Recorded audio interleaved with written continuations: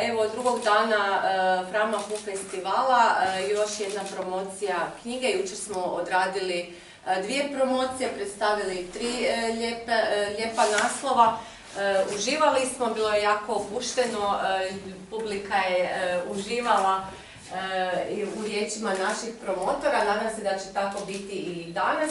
Želim vam da se opustite, da se ugodno zabavimo svi zajedno i odmah ću riječ prepustiti moderatorici današnje večeri, gospođi Sandri Pocrnić-Plakar. Izvolite. Ja ću vam se pridružiti, samo idem po mobitel. Izvolite. Hvala najviše. Hvala kolegama novinarima, hvala organizatoru Framafu festivala. Predstavljamo dakle večeras knjigu Božice Brkan umjesto kave, knjigu blogova o netemama. Molim vas, pljesak za Božicu Brkan. Hvala za knjige umjesto kave. I s nama je zašto Božica Jelušić na promociji Božice Brkan? Zato što su to 2 Božice na mreži. 2 Božice na mreži, kao što je konstatirao profesor Vinko Blešić.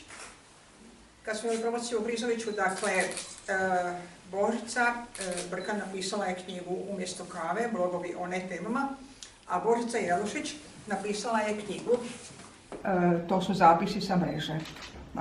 Dakle, na mreži se piše i sa mreža se objavljuje.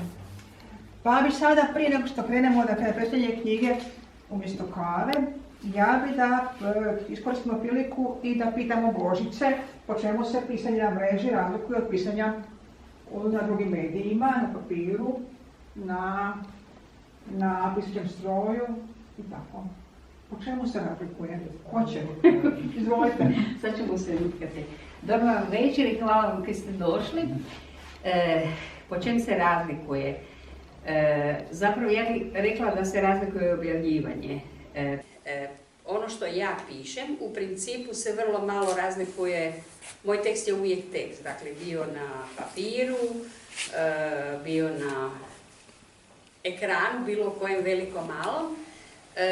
Jedino što se tu ponašam zapravo ne samo kao spisateljica, nego se ponašam zapravo i urednički. Moji blogovi, jer o njima će danas zapravo biti najviše riječi, dakle sad ne govorim o društvenim mrežama, moji blogovi zapravo imaju sve elemente poštivanja medija, e-medija zapravo, tako da ja imam i fotografije, trudim se da budu isto autorske, trudim se da sve potpisujem, da baš sve ne kradu, jer danas se krade i sa svih medija, prema tome pokušavam se ponašati prema tom mediju drugačije nego kao da je papir. A to sam zapravo najviše shvatila kad smo Maja Matković, moja lektorica s papira i znači i zapravo sa svega, kad smo analizirali odnos ona je imala dojam, rekla da kao da čita druge tekstove, kao da to zapravo nisu oni tekstovi koji su na blogovima, dakle ja imam blog o Blizeki koji je o hrani i ovaj blog umjesto kave koji je o svemu i svačemu. A u knjizi zapravo ja sam maknula sve fotografije, sve ilustracije, linkove koji su znači na mojim blogovima bitni, jer linkam na ono što mislim da je važno da taj netko ko čita da može i u mojim tekstovima i u tuđim tekstovima naći. U knjizi toga nema, dakle, tako da zapravo ovi tekstovi kao da su sasvim drugi tekst, da tako kažem. Jedino što imamo, znači, ispod naslova link za svaki slučaj, da možda se neko od tih čitatelja, znači tu ima nekih 80 blogova od onih mojih 400-500, znači u e-izdanju, da tako kažem, jednostavno ovo je na neki način tematski program. Kao što ste vidjeli, znači umjesto kave jest da je, ako to mogu još sad reći, dakle nešto što se može razgovarati na kavi, različite su vrste, dakle ponašam se isto drugačije kao da radim možda neki časopis ili nešto. A podnaslov su izabrani blogovi o temama, to ćeš ti kasnije nešto reći, od 2016. 2023. Jednostavno, možda budem radila još neke knjige pa ću se možda drugačije ponašati. Recimo ako budem radila o Moslavini, jer ovdje ima puno moslavačkih tema, sigurno ću propustiti neku fotografiju, neke crteže ili nešto što mislim da je važno. Ovdje recimo nema ni naslovnica knjiga o kojima sam pisala, nema portreta ljudi o kojima sam pisala, tako da recimo kod mene je to drugačije, imam drugačiji odnos. Pitamo drugu Božicu na mreži. Po čemu se dakle razlikuje pisanje na mreži od pisanja na drugim medijima? Meni osobno ni po čemu, zato što ja to radim smišlju na neku knjigu. Ja to radim znajući da će jednog dana to negdje završiti. Budući da su to mahom ili eseji ili nekakva kratka filozofska promišljanja ili neke promptne reakcije na društveni život. Ja to već u glavi razvrstavam na ovo. Razlikuje se toliko što zahtijeva vrhunsku koncentraciju. Ja naime sve radim direktno u stroju. Nemam vremena raditi nikakve koncepte i nemam vremena prepravljati i popravljati. A kako sam pritom još i tehnički totalno hendikepirana i razdražljiva, dogodi mi se da mi više puta nestane na pola gotov, a u početnoj moje fazi i gotov tekst. To su trenuci strahovitih frustracija, pa me to sada naučilo da pišem guste, sažete odlomke, da to slivam, da stavljam na samo ja, najprije da se ne izgubi i onda tek na javno. Za razliku od Božice, ja sam vrlo narcisoidna i volim se fotkati i moji su svi tekstovi jako opremljeni. Bilo mojim fotkama, bilo fotkama prirode i već o čemu tekst govori, pri čemu, evo sad malo imam tremu zbog Brajkovića, ali pri čemu pazim da su to jako dobre fotografije sa dobrim fokusom, sa dobro izrezane i tako dalje. Znači da završim. Ja radim direktno u stroj, radim smišlju na neku knjigu, buduću, radim prijevode, svoju poeziju, prozu i rekla sam te refleksije na društveni život. Meni je Božićin način fantastično zanimljiv jer obnavlja jednu umjetnost prozerije koja je nestala iz naših odnosa, gotovo bih rekla društvenih, jer mi bi se samo narcisoidno tamo isticali, hvalisali svojim uspjesima, vrlo površno čitali tuđe tekstove, to je jasno, ili bismo se veoma nekulturno svađali. Veoma nekulturno, znači tuk na utuk, stalno skakali na nekoga na idejnoj i drugoj osnovi. Njezin stil je koncelijantan, fin, njegovan, zna tu umjetnost kozerije. Upozorila bih da je to kod Matoša bila jedna vrlo odnjegovana forma i da smo na stanovit način dužni toj formi da ju održavamo živom u našem književnom i kulturnom životu, u čemu je Božica u ovom času pionirka. Duhovitosti znači. A kozerija je složena, ona prije svega mora biti zabavna. Mora govoriti o nečemu stvarnom, tu nema... Da čitaoci ne vode. Nema nebuloze, oni moraju pratiti predmet tvoje kozerije i s onom radoznalošću i što je bilo dalje, i što je bilo dalje, i što je bilo dalje. To ona odlično radi i mislim da je tu nenadmašiva. Znači, vratila je umjetnost kozerije, vratila je taj jedan informativ, to je dug njenoj novinarskoj praksi, odličan, da ti uvijek znaš ko, što, gdje, s kim, što radi, na što se ta referenca odnosi, ali ona si dade malo oduška pa kaže i nešto svoje o tome, znači jedan svoj dojam ili nešto duhovito ili nešto gdje uopće nemaš sumnje ko je njoj simpatičan. Kod mene ko nije, to ćeš prije shvatiti. I tu je razlika među nas. Da, ja imam drugu polaznu točku. Kod mene odmah vidiš ko mi nije simpatičan, a kod nje vidiš ko joj je simpatičan. To je ja imam i simpatični. Za ove koji su kasnije malo došli, razgovaramo dakle sa dvije Božice na mreži o pisanju na mreži i razlike između pisanja na mreži i ostale. Znamo nekakve konture smo dobili, knjige umjesto kave. Dakle, to su blogovi o ne temama, a ne teme su, zanimljivo, kulturne teme, dakle teme iz našeg kulturnog života, koje, izvoli. Ja se ispričavam, ali ste propustili možda najvažniju, između ostalog, možda najvažniju stvar reći.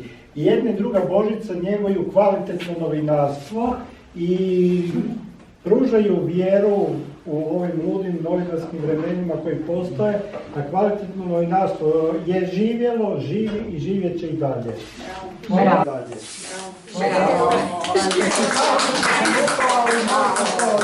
Hvala ti. Bravo, ovo ćemo u naslov staviti.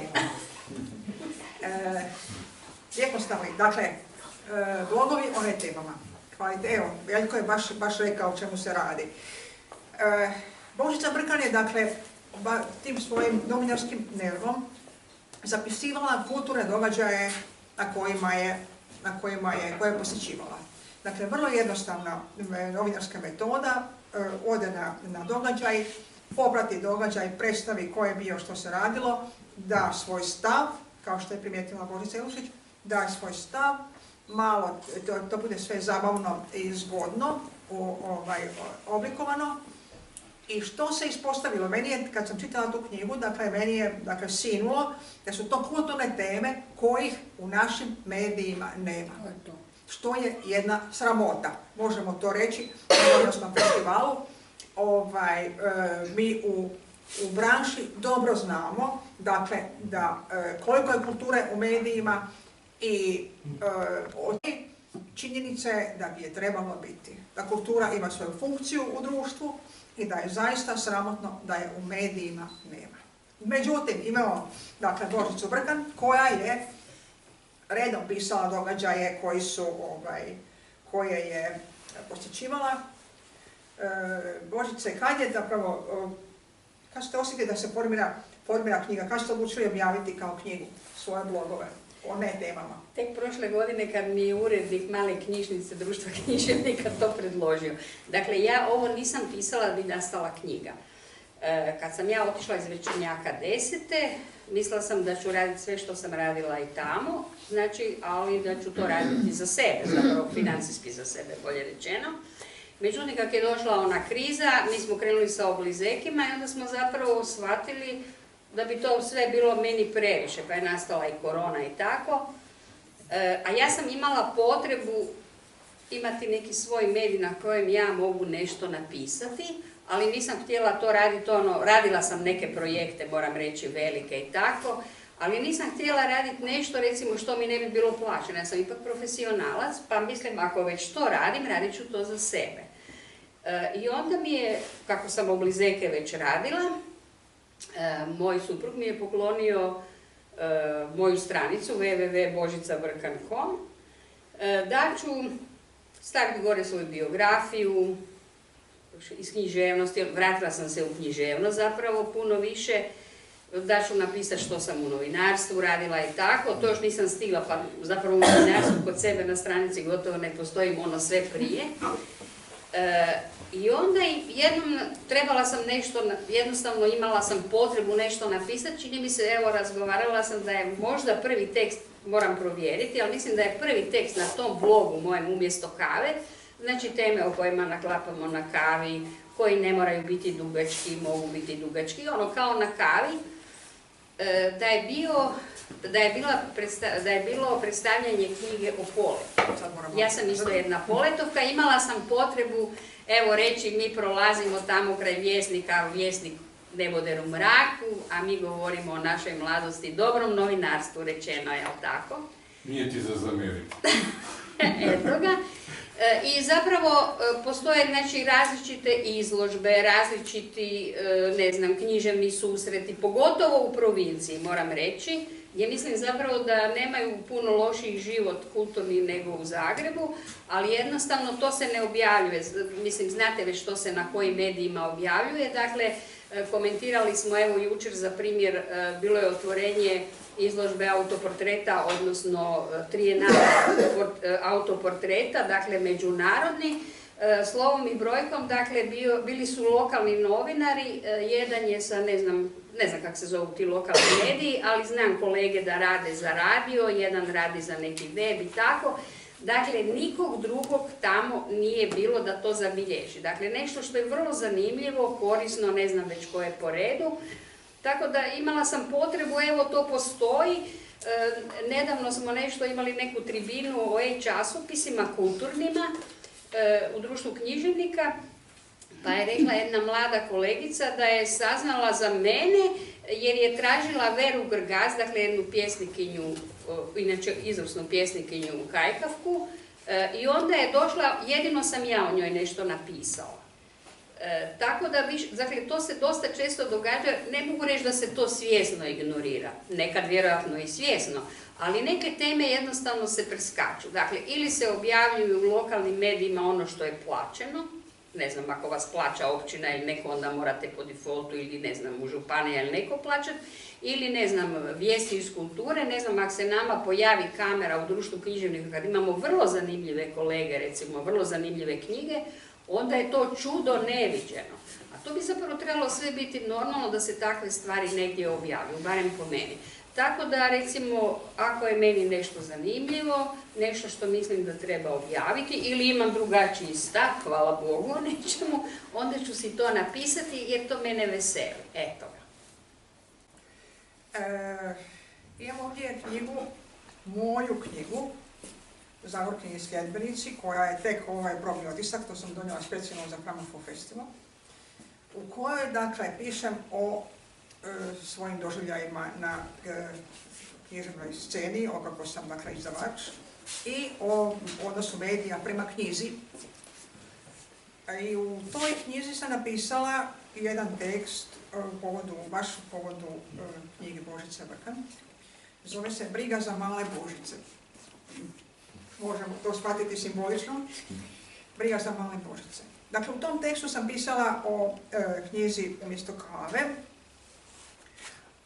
jer je naslov je od toga, jer Božica Brkan kaže da posjećujete kulturna događanja, jer se nada da negdje u nekom kutu sjedi neka Božica ko što je ona bila mala kad je ona pratila kulturna događanja.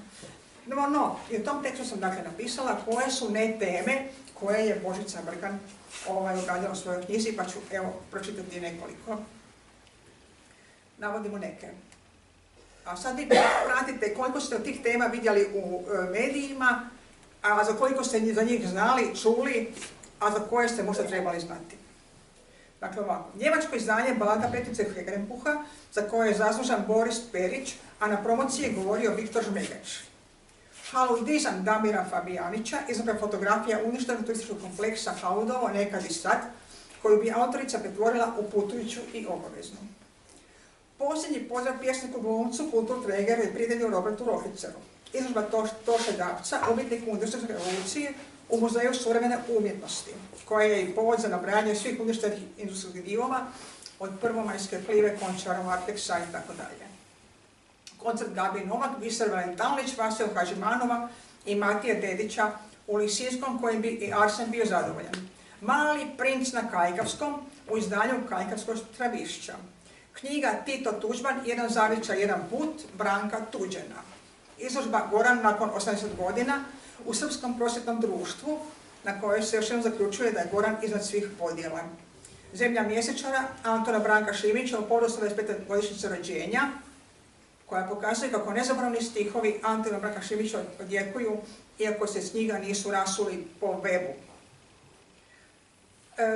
Pa Maja Matković, Vinko Brešić, Slavka Pavić, Nada Kovali i Miljenko Brezak, ovdje je prisutan Miljenko Brezak, koji izložbom Zlatni rez sa 44 portreta književnika nastoji nadoknaditi još jedan propust senzacionalističkih medija, zbog čih senzacionalističkih uređivačkih politika suvremeni književnici ostaju neportretirani. Dakle, mi ne znamo kako izgledaju književnici jer novinari ne dolaze na promocije knjiga. Vrlo jednostavno. Mogu samo dodati, kad netko umre, onda nas zovu iz društva jer imamo slučajno da ne mogu naći u arhivi portret, jer imamo slučajno portret i onda se pokaže recimo da neki ljudi uopće nemaju portret. Recimo, to je detalj. Dakle, to je ovako banalno i mogli bismo biti, ne znam, ironični, ne znam kakvi, ali to je jednostavno činjenica. Što ste vi htjeli dodati? To se u Americi ne može dogoditi. Pogledajte koliko se ti ljudi slikaju. To je fascinantno. Slikaju se u svim životnim dobima. Ja onda uzmem američki model. Moram se slikati u svim životnim dobima. Postoje neki momenti kad vi snimite fotografiju, tako isto s tekstom. Da snimite sad, recimo naš bivši čuveni tajnik društva književnika, snimljen je na jednoj svečanosti kad smo baš i krasno dvorana izgledala. Dakle, to je neponovljiva slika jer se to više neće dogoditi. Ili ne znam, ako smo na nekom događaju, tako da su to vrijedne stvari koje zapravo po meni potječu iz tog dobrog novinarstva. Ako postaje umjetnost, ako je još dakle, slika umjetnička kao što tekst, ovaj koji mi pišemo, može postati umjetnički tekst, to bolje. A pljesak. Mi šutimo, vi plješete. Još jednu temu bih htjela, već smo ovdje sad spomenuli nekoliko mjesta, dakle, iz provincije koja su kulturna događanja koja ste popratili. Pa iskoristimo priliku u Đurđevcu, spomenimo, dakle, kako se kulturno drži provincija u odnosu na Zagreb. Evo, može Božica prije reći. Dobro, vi ste i ti Miljenko jako u Moslavini. U provinciji. Ne, nego u Moslavini orijentirani, rekli bih savršeno, vezani za zavičaj i možete u to ime govoriti. A ja mogu reći da sam ja veoma zadovoljna sa Đurđevcom. Evo sad i u svjetlu ovog festivala. Napomenut ću da smo Sandra i ja u Zagrebu prije nepunih mjesec dana u Ogrizoviću, gdje ja često nastupam, imale trećinu dvorane prazne. To mi se dogodilo prvi puta u mojoj karijeri i jako me pogodilo i onda sam našpotala svoje fanove i rekla da ni ja sljedeći put neću niti doći. Kad je njima teško doći do Ogrizovića, onda je meni isto teško radi njih potegnuti 250 km. To im ništa ne vjerujem. Prema tome, teško je skupiti publiku, a u Đurđevcu na svojih 30 ljudi ja uvijek mogu računati. Velika stvar. Ako sam u ekološkoj akciji, računam na njih. Ako imam izložbu, računam na njih. Ako imam vlastitu promociju, računam. Ili ako imam promociju nekoga koga ja volim, računam da će oni doći i oni zaista dođu. Taj osjećaj je jako važan da znaš da tih 30 ljudi govoriš i da oni postoje. Kad sam odlazila iz galerije, ostavila sam mailing listu 110 adresa. 110 od Zagreba do Varaždina i ti su ljudi dolazili. Dakle, dolazili jer je galerija rasla s vremenom i sa repertoarom. Mi smo imali 14 izložaba godišnje. Velika stvar. Oni su navikli da je to uvijek nešto novo i tako dalje. Spomenula sam malo prije taj salon umjetničke fotografije. Dakle, to nisu bili nekakvi banalni, bedasti događaji, pa dođemo. Bilo je i jelenskih rogova, bilo je i pisanica. Reći ću da je. Uvijek si malo obavezan ljudima polaskati i njihovom prosječnom ukusu. Ali smo i mimo toga ovdje imali, ne bismo se hvalili, imena i projekte, ove međunarodne izložbe ne računam. To svi već imaju, to je sada šminkeraj, da ono što je otprilike otpalo s radnog stola velikih umjetnika bude izloženo kao neka cijelina. Dobro, to zaboravimo. Ali recimo da smo imali jako velike stvari. I gdje je još problem u provinciji? Tih 30 ljudi se nekada umori. Nekada se umore i imaju na to pravo. Tu su profesori veliki krivci što ne stvore novu kritičnu masu u gimnazijama i osnovnim školama, da jednostavno dođe do nekakve lagane, elegantne smjene generacije, da onih 30 ne budu uvijek dežurni, nego da dođu i neki novi ljudi, neka nova djeca, neki novi potencijalni humanistički intelektualci, kakvih će nesumnjivo biti. Ljudi u provinciji nemaju radno vrijeme, oni ne zatvaraju svoje urede i svoje institucije u 3 i hrle doma bez obzira na bilo što. Ti ljudi nemaju radno vrijeme. I kad prihvate takve funkcije, dužnosti ili kako se to kaže, poslove i zadatke, oni to znaju. Oni znaju da neće imati radno vrijeme. I da će uskakati od izložbe kolača do, ne znam što je najbizarnije u vašoj karijeri, ali otprilike takve stvari. Znači, razviju jedan polivalentni sistem da su svuda ko francuski ključ upotrebljivi i oni to zaista sve pokriju. I uvijek se nešto događa. Završno, negativnost. Negativnost je da se do te mjere događa da u 11. i 12. mjesecu u istom danu i tjednu imate 3 događaja na koja ne možete stići. I da onda bjesnite jer kažete, pa Boga vam se vi ikada dogovarate, se vi ikada čujete telefonom.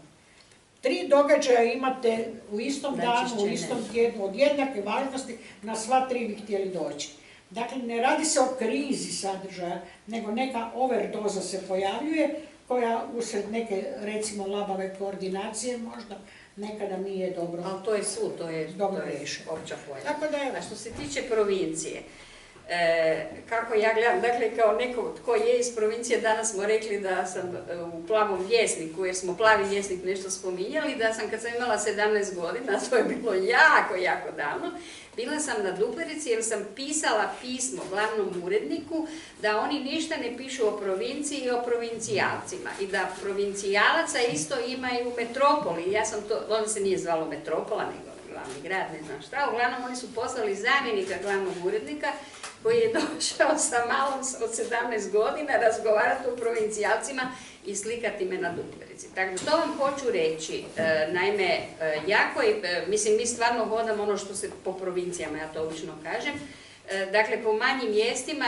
i kad sam krenula više ponovno, dakle, se u književnost se umašivati, uvijek sam govorila da mogu ići 800 km, znači 400 simo, 400 tamo, za pročitati 2 pjesme, nije mi teško, dok mogu platiti benzin i dok možemo dovesti, dok smo još pri snazi, mi ćemo to rado raditi.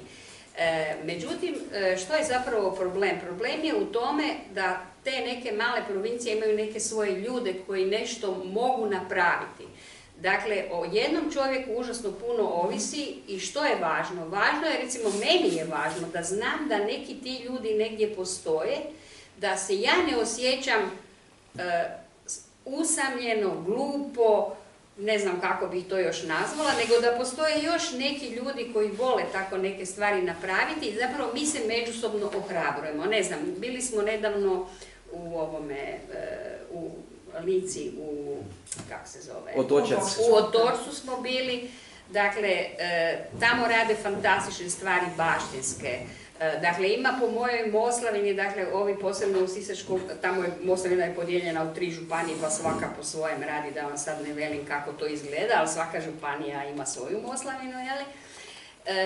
Dakle, isto postoji ljudi, recimo u Kutini Slavica Moslavac, koja čak i glavninu svojih knjiga uglavnom sama isfinancira, radi fantastično, dakle, etnologinja koja dobiva nacionalne priznanja, dakle, za životno djelo, ali ne kod nas u provinciji, u Kutini ne, recimo, ili tamo negdje, ili kod mene u Križu, dakle, mi njima malo idemo na živce, imam dojam ko da, mislim, sad ćemo mi njima, ne znam, lova naravno ne postoji, ako otkupe koju knjigu dobro ili ako vam plate put dobro, ako ne ništa, ali imate dojam kao da nekad smetate, ali ono što jako poštujem, recimo, ako dođu 3 čovjeka, ili ja velim dobro da je više vas nego nas ovdje, što recimo u društvu književnika isto, znači često bitno je da mi vas poštujemo, da vam kažemo zbog čega smo došli i da vi pitate ako imate šta pitati ili tako nešto.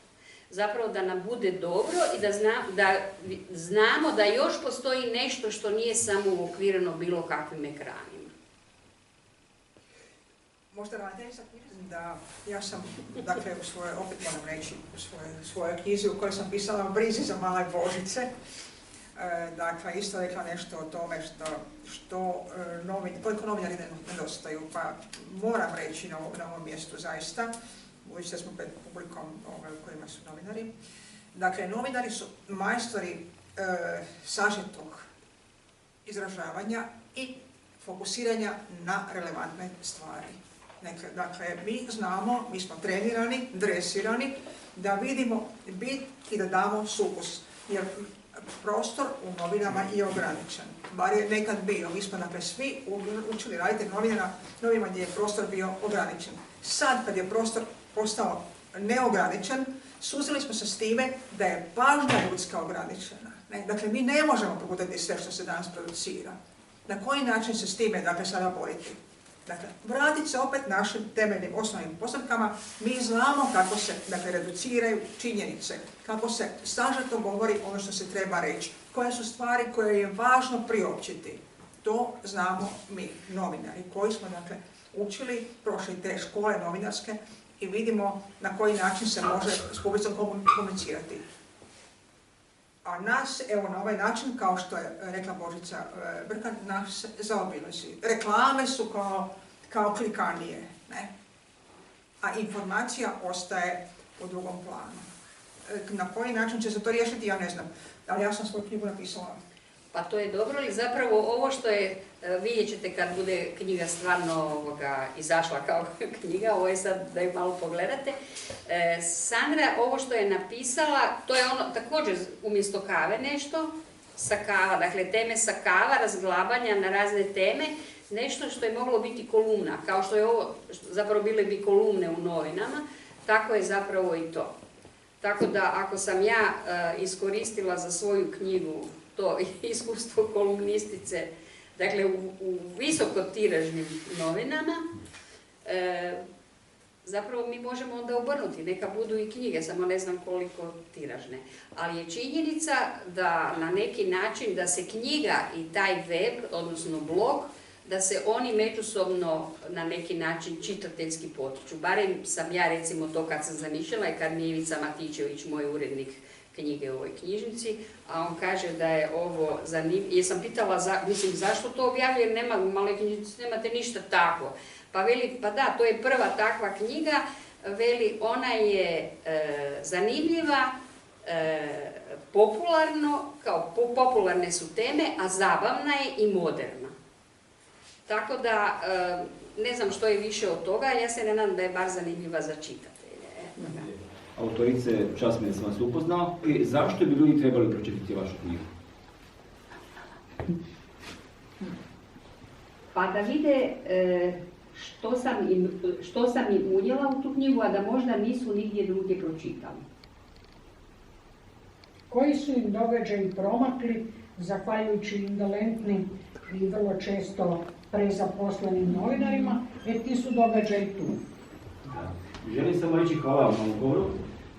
Mi se svaki dan susrećemo s mnogim ljudima i sve više ljudi koji strašno puno pišu. Evo, došao sam iz Slatine, imam jednu kolegu koji zapravo nas sretne na ulici, onda citira pjesme, što je jako lijepo, ali sve više ljudi koji imaju potrebu nešto objaviti. I ja sad ovdje vas osobno ne poznam, ali sam čuo puno dobrih stvari. I vi ste malo prije rekli jednu krasnu misao, ljudi su zaštićeni informacijama, a više nemaju koncentracije za pratiti bilo što drugo što se događa. I naravno je ona teško izboriti se za prostor u medijima.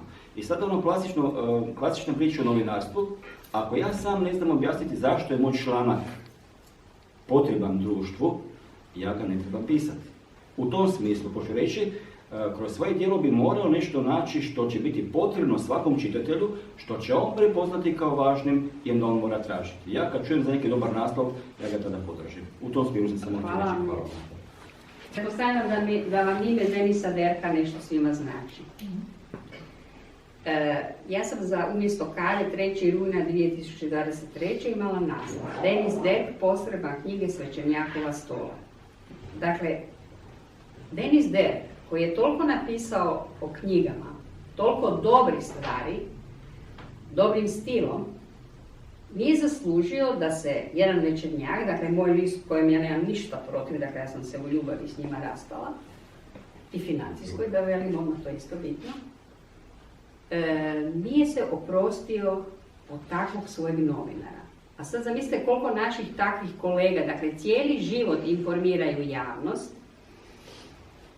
javnost ne zna jel su umrli, jel su otišli, jel su dali otkaz, jel su dobili otkaz, ništa. Dakle, ja sam napisala tekst, dakle, o zadnjoj knjizi, o zadnjoj njegovoj kolumni. I to slučajno jer je čovjek spomenuo, dakle, da odlazi.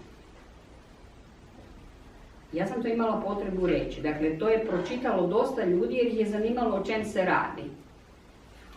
Kako se završava ta kolumna, molim vas, to je baš znakovito. Dakle, imala sam ovako, samo malo nabrajam, dakle, tekstove koje je on pisao, kojim autorima, i sad završavam, kakav raspon. U Večernjem je neprekidno od 1989. kaže i dodaje. I onda se neki čude da sam se umorio. Dobrodošao u klub, Denise, ali ja ti ne vjerujem u umor. Prekrasno. Pljesak malo, pljesak. Evo, apropo se nadovezujem na ovo što je kolegica Sandra rekla i ti oko ovih 5W, dakle temeljnog pravila pisanja u novinarstvu. Pratim iz godine u godinu to silno urušavanje nekakve i opće kulture i medijske kulture. Da meni to više pada sad u oči jer mi je vezano uz posao. Pa onda zapažam i on naravno mora se zbog nečega nervirati, pa onda biti osjetljiv na nešto i onda me to užasno nervira. Znači, to razumijem pisanje kako smo mi učili, kako bi trebalo biti novinarstva biti, naprosto polako nestaje. Društvene mreže su sve kriterije pomele i naprosto više ne znate šta je istina, šta je pisati, šta nije. Evo, to samo hoću reći kako je onda bitno dok neko ko zna pisati, da onda može napisati ko razumije, to je bit uspjeha ovog pisanja o kojoj Božica govori. Zapravo pokaže koja je uloga novinarstva, da sva ta kaos sadržajni može reducirati i izbistriti. I može nam reći zapravo što je relevantno, što je... Odmah se vidi ko je obrazovan, ko je prošao, a ne neko ko je ja imam genijalne ideje. Genijalne ideje treba znati napisati. I projekt. Jedna osobina ove knjige, Umjesto prave, dakle što je Božica Brkan je tu ukazala, dakle,